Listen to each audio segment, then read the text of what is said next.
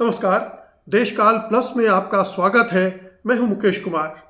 दोस्तों, बीजेपी के एक नेता हैं संगीत सोम। ये उत्तर प्रदेश से आते हैं और ये ऐसे नेता हैं जिन्हें बिना किसी शक संदेह के आप गद्दार भी घोषित कर सकते हैं, देशद्रोही भी कह सकते हैं, समाज विरोधी भी कह सकते हैं, कानून और व्यवस्था को भंग करने वाला भी कह सकते हैं, संविधान की भावना को ठेस पहुंचाने वाला भी कह सकते हैं और देश के जो कानून हैं उनका उल्लंघन करने वाला भी कह सकते हैं। उनके तमाम बयानात, उनकी हरकतें, वो सारा कुछ उन्हें इन सब आरोपों के भीतर ले जाता है और उन्हें कायदे से अगर देश में कोई धर्मनिरपेक्ष सरकार होती, केंद्र में भी और उत्तर प्रदेश में भी, तो उन्हें जेल में होना चाहिए था एक लंबी सज़ा के लिए। लेकिन ये दुर्भाग्य है कि ऐसी सरकार हमारे देश में नहीं है और वो खुल्ला घूम रहे हैं, छुट्टा घूम रहे हैं, उनके खिलाफ कोई कार्रवाई नहीं हो रही है। अब विडंबना ये देखिए कि जो व्यक्ति लगातार भड़काऊ बयान देता रहा हो, वो किसी दूसरे पर ये आरोप लगाए कि वो गद्दार हैं, वो देशद्रोही हैं। उन्होंने शाहरुख खान पर ये आरोप लगाया है कि उन्होंने बांग्लादेशी खिलाड़ी मुस्तफिजुर रहमान को आईपीएल के लिए अपनी टीम के लिए खरीदा है और ये एक तरह से गद्दारी है, ये गद्दार हैं वो। और उन्होंने कहा कि बांग्लादेश में हिंदुओं पर अत्याचार हो रहे हैं और ऐसे में बांग्लादेशी खिलाड़ियों को अपनी टीम में रखना गद्दारी है। अब इसके भीतर घुसेंगे हम ये भी देखेंगे कि संगीत सोम का इतिहास क्या रहा है, उन्होंने इस तरह का बयान दिया है, उसका मकसद क्या है और बीजेपी के अंदर से उनके इस बयान के विरोध में या इस बयान को नकारने का कोई भी जवाबी बयान नहीं आया है। इसको खंडन नहीं किया गया है, ना ही इसकी निंदा भर्त्सना की गई है। शाहरुख खान देश के नहीं दुनिया भर के एक बहुत ही नामी गिरामी अभिनेता है और कोलकाता नाइट राइडर्स टीम है जो वो उनकी मानी जाती है, वो उसका नेतृत्व करते हैं। तो संगीत सोम ने शाहरुख खान को बांग्लादेशी खिलाड़ी लेने की वजह से गद्दार घोषित कर दिया। अब सवाल यहाँ पहला तो ये उठता है कि गद्दार असली में कौन है? क्या वो सरकार गद्दार नहीं है? वो गृह मंत्री गद्दार नहीं है जो बांग्लादेशी खिलाड़ियों को भारत में खेलने की इजाज़त दे रहा है? अगर हम ये माने कि बांग्लादेश में हिंसा हो रही है और बांग्लादेश के किसी भी खिलाड़ी को भारत में खेलने देने की अनुमति देना गद्दारी है, हिंदुओं के साथ गद्दारी है जो वहाँ हिंदुओं के साथ हो रहा है। 3 मॉब लिंचिंग हो चुकी है, चौथी की भी खबर है कि उसे उसके बुरी तरह से चाकुओं से गोदा गया है।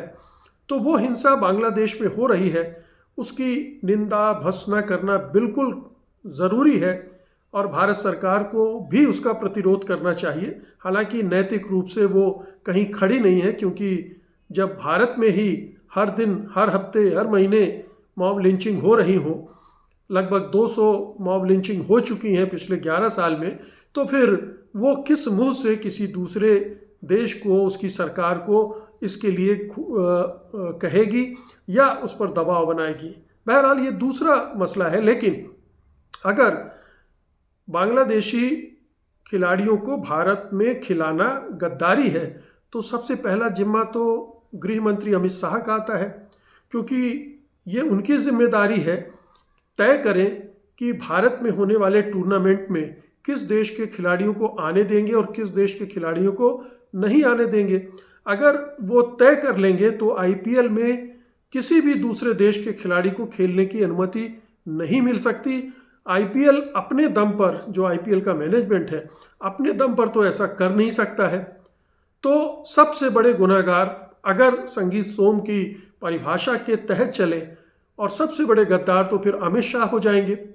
और फिर उसके बाद नंबर आएगा उनके बेटे जय शाह का, जो कि ये तमाम जो टूर्नामेंट्स होते हैं, जो बीसीसीआई जिनको मैनेज करती है, उनका वो उनके सबसे ऊपर वही बैठे हुए हैं।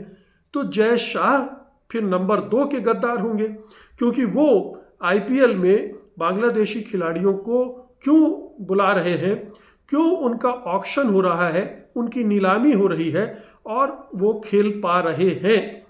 तो ये 2 तो पहले आएंगे। अब सवाल उठता है कि क्या शाहरुख खान को, अगर मान लीजिए इन दोनों ने गलती की है, तो क्या शाहरुख खान ने बांग्लादेशी खिलाड़ी मुस्तफिजुर रहमान को अपनी टीम में लेकर अपराध किया है, गद्दारी की है? अगर शाहरुख खान को हम गद्दार मान लें तो फिर आपको ये भी देखना पड़ेगा कि बांग्लादेश से लगातार खिलाड़ी भारत के टीमों में खेलते रहे हैं और अब तक 7 खिलाड़ी बांग्लादेशी खिलाड़ी हमारे यहाँ खेल चुके हैं और लगातार खेल रहे हैं। आप चाहें तो, और ये केवल केकेआर यानी कोलकाता नाइट राइडर्स की तरफ से नहीं खेल रहे हैं, विभिन्न टीमों की तरफ से खेल रहे हैं।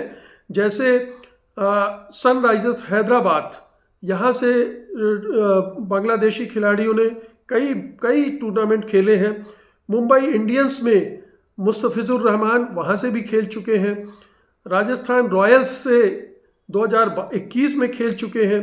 दिल्ली कैपिटल्स से 2022 और 2025 में, अभी 2025 के टूर्नामेंट में भी वो खेल चुके हैं।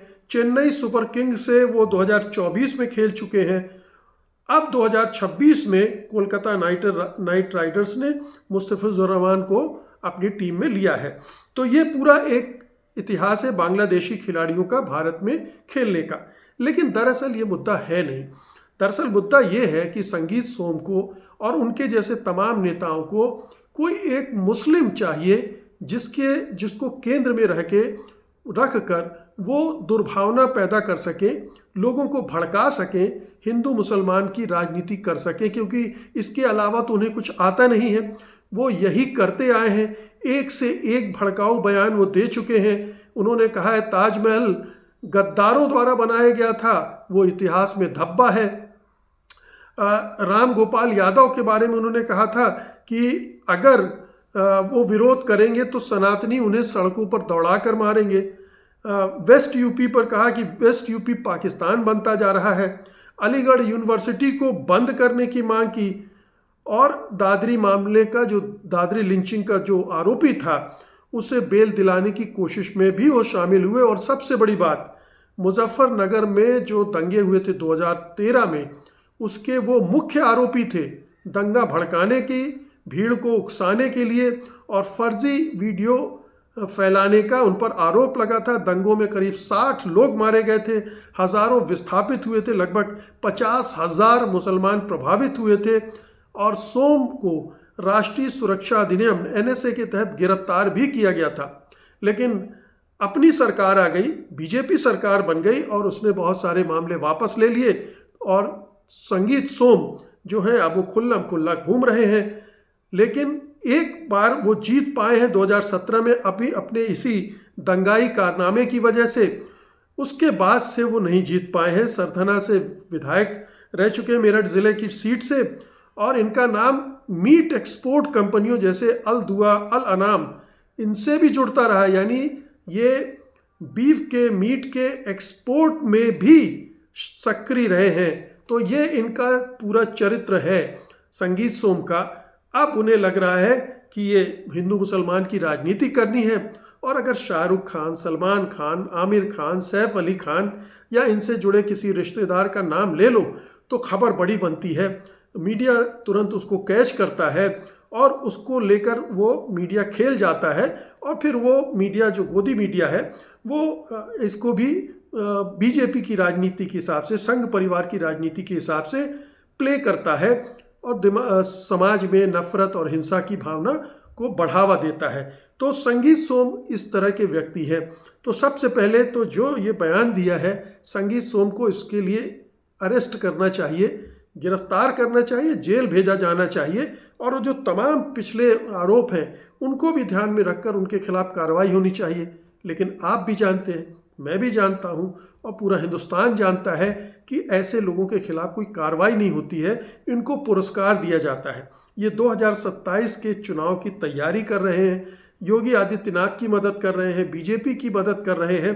इस तरह का माहौल बनाकर वेस्ट यूपी में कि खूब पोलराइजेशन हो और बीजेपी उसका फ़ायदा उठा सके।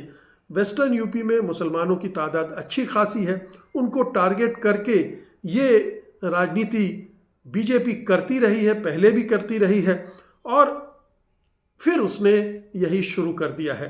तो एजेंडा बिल्कुल साफ है कि ये ना शाहरुख खान का मामला है, ना बांग्लादेशी खिलाड़ी का मामला है और ना ही आईपीएल का मामला है। ये विशुद्ध राजनीति का मामला है, सांप्रदायिक, घनघोर सांप्रदायिक राजनीति का मामला है।